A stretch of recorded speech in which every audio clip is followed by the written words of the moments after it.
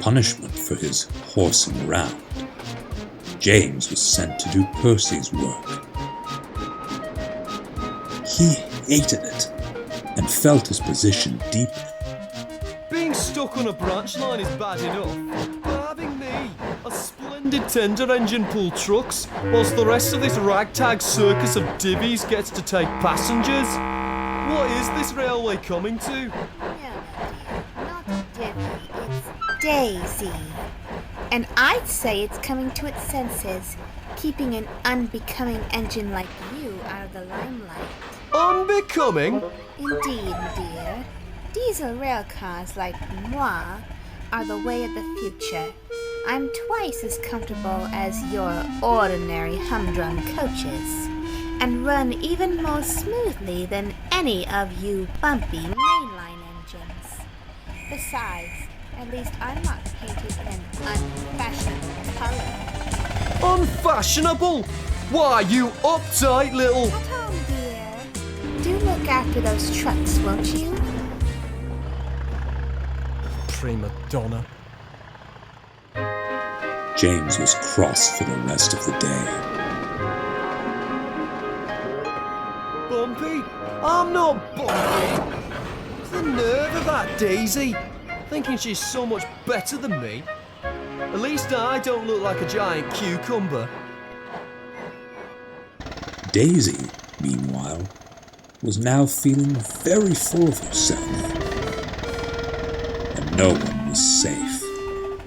Imagine needing an engine to be useful. It's a shame you're not as independent as moi, but I suppose that's the price to pay for your antiquity.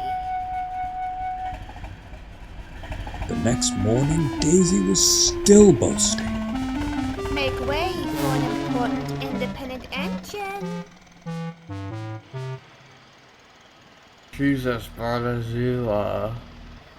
James pretended he hadn't heard. The rest of the morning went as usual.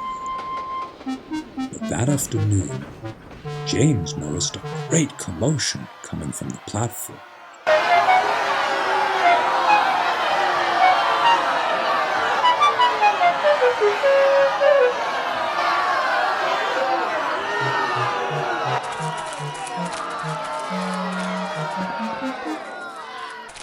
Oh, thank goodness you're here.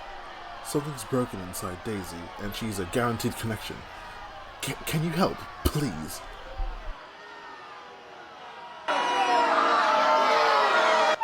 Certainly, sir.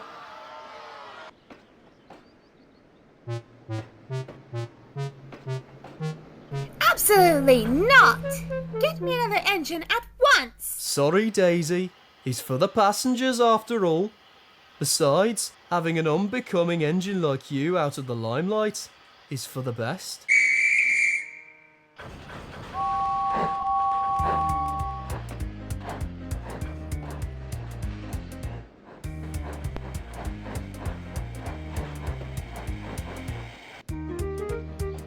James stopped at all the stations along the line, getting many confused looks from passengers and station staff alike. Daisy felt tremendously embarrassed, and even more so when the others caught sight of her predicament.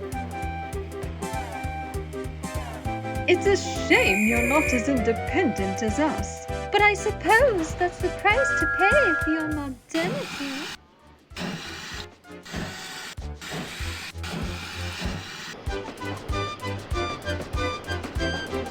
They arrived at the junction right on time.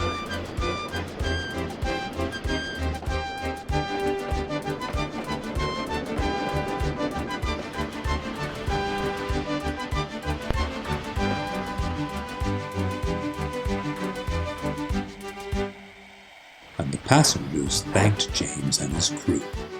Such a smooth ride. Shame our coachman has stopped complaining the whole way. Oh, that's so funny.